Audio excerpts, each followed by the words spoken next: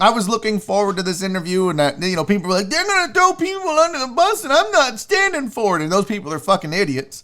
I personally wanted him to go in more on the rest of baseball. And I said I would be disappointed if he didn't. So let's discuss my thoughts on the Jeff Luhnow interview.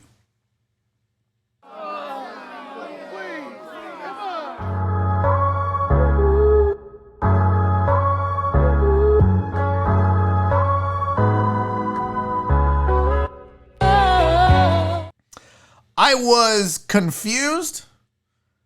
I'm not sure what to believe. I don't know if I 100% believe Jeff Luhnow had nothing to do with this and didn't know about it. First things first.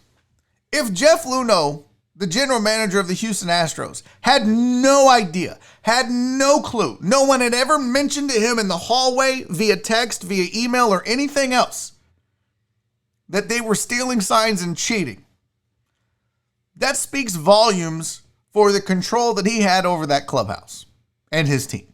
You can't be in charge and then say you don't know about stuff. That's not how this works, Jeff.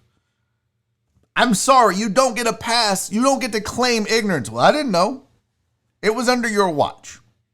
I understand the suspension. I don't necessarily understand the firing. I mean, I understand why he got fired. You're trying to make a clean break and improve your reputation. So if you're Jim Crane, that's what you do. But last night during the interview, he had several things to say. And one of those was that he had 22,000 emails that proved, amongst all those 22,000 emails and text messages and everything else, they never once mentioned that he knew. In fact, some people said, don't tell Jeff. Well, Commissioner Rob Manfred was on ESPN radio and had the following to say in rebuttal to Jeff Luhnow claims of the 22,000 electronic messages. He said the 22,000 electronic messages that Jeff talked about over and over again were a fraction of the evidence in the case. There was a lot of other evidence, electronic, testimonial, which indicated Jeff's culpability in this matter. If you just watched last night, you probably felt bad for Jeff Luhnow. You probably felt sorry for Jeff. I did. But then I started thinking about it. How do you not know? He talked about the email where, there was these pictures and it was 1,500 words. And I just said, keep up the good work. And they mentioned the system and I should have read it. Starts to break up a little bit there for me, Jeff. I wanted to believe you. I wanted to believe that you had nothing to do with it. But I think, and I said it at the time when he denied it, and I'll stand by what I said right now. It's foolish to think that a man as good as he is at his job, like Jeff Luhnow is, had no clue, no inkling, no idea at all whatsoever that the Astros were cheating. I don't believe it. He can say what he wants about the evidence. Now, we can talk about the fact that he was made the scapegoat for this and the players didn't face punishment. And, him and AJ Hinch were the ones, and AJ admitted to it and Jeff didn't. And you know what this feels like to me with Jeff Luhnow? I feel like AJ Hinch is Andy Pettit and Jeff Luhnow is Roger Clemens. Remember in the steroid scandals when Andy Pettit was like, I did it. I screwed up. I needed to recover. I'm getting older. I used them. I used them to help me recover. I didn't use them to cheat the game, but I used them to help me recover to get back on the field. So yes, I used them. And AJ Hinch was like, I knew. I tried to stop it, but I knew. But I guess I didn't do enough to stop it, but I knew. Meanwhile, you got Roger Clemens testifying, no! You called me a no! I don't think so, pal. Him and Mark McGuire and all the other liars. That's Jeff Luhnow. He's in that category. That's what this feels like right now. I really wanted to see Jeff go on TV and say, look, I knew. And I tried to stop it. And I said, don't do it.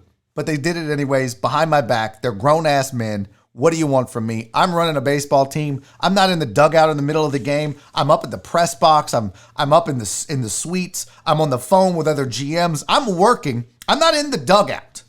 And then he talked about, I was part of the team that says, hey, We need to fix this. We need to have better policing in the dugouts. Yeah, which is a smart move if you want to cover your ass later, Jeff. That's what it looked like to me. When he said that, I was like, oh, well, that's pretty genius. If I were playing chess and not checkers with baseball, I would get out in front of the cheating and go, hey guys, we got to do something to stop cheating. That way, if I ever got busted, I could sit on TV and say, I tried to get them to stop the cheating. Don't blame me. I want to believe that Jeff is an honest guy. And I think for the most part he is. I think he knew. I just don't think he gave a shit. Let's go back and talk about the toxicity of the environment under Jeff Luhnow. He said he was made the scapegoat when the Brandon Taubman thing happened. He was, he's also the guy that went out and got Osuna when no one else would touch him and said, hey, we did our job. We did our due diligence. I feel like, if you're asking me, I feel like Jeff Luhnow cared about winning above everything else, which is what you want in a GM. But the problem is there are some times when humanity has to take a front seat to winning. With the Taubman thing, with the Osuna thing, he said he did his due diligence. You believe it. Jim Crane had to sign off on that. AJ Hinch had to sign off on that. The players had to sign off on that. Remember, there were some players in that clubhouse that were not happy about it.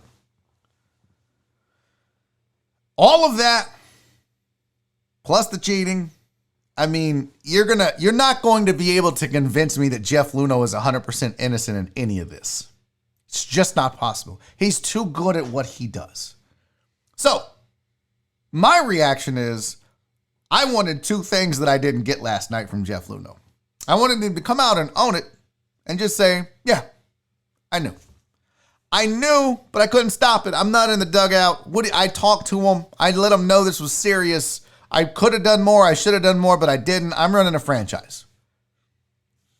But I also, and you guys know this, I also wanted him to come out and be like, bam, bam, bam, bam. They cheated. This is how. Now, the more I thought about it, the more I realized he's not going to do that. Because he wants to get a job again. And maybe not in baseball. If you listen to the interview, he talked about the fact that he was considering football. Hey, Texans, do I have a guy for you? He talked about basketball, not hockey as much because he doesn't understand it. He talked about esports and, soccer internationally. So he's weighing all of his options. And I think that he'll make a fine GM in any sport that he goes to that he's comfortable with because he's a smart dude. And that's probably why he didn't throw the rest of baseball under the bus. And I will give him credit for that because it was classy in the way that he handled himself. In fact, if you think about it, he talked about the fact that, I could have told my side of the story, but once the season started, I didn't want to be a distraction. I wanted to respect. I think he still has a lot of love and respect for a lot of those players, maybe even a few people within the organization itself. And I think he felt like if he was a distraction, you notice this drops right after the Astros get bounced out of the playoffs. It probably could have happened sooner, but I do believe that he chose to wait, which is nice. It's classy. I wanted more dirt, though. I wanted him to throw some people under the bus. I wanted him to give us dirt on the Red Sox and the Dodgers and the Yankees and the White Sox and the Padres and the Cubs and whoever else is cheating around baseball because he knows. I know he knows. Which is why I also believe he knew his own team was doing. I don't remember everything. Todd said the interview was a waste. I wouldn't say it was a waste, Todd. I wanted more dirt thrown at baseball, but I understand why he didn't. I think he finally told his side of the story. But Todd, what you have to remember is we now know baseball and what Major League Baseball as a Rob Manfred and an investigation said. We know what the team said. And now we know what Jeff Luhnow has said. And somewhere between those three things is the actual truth. I don't necessarily believe everything Jeff Luhnow said, but I also don't believe everything baseball said. I also don't believe everything the Astros said. The sad thing about all this is that the players and coaches most responsible for it are not being punished. That's the shitty part. That's the part of, if I'm Jeff Luhnow, I'm really pissed because you guys wanted to cheat. It's baseball. We're all cheating. fuck, I just turned a blind eye to it. But I'm the one taking the fall for it, and the players got off and they snitched?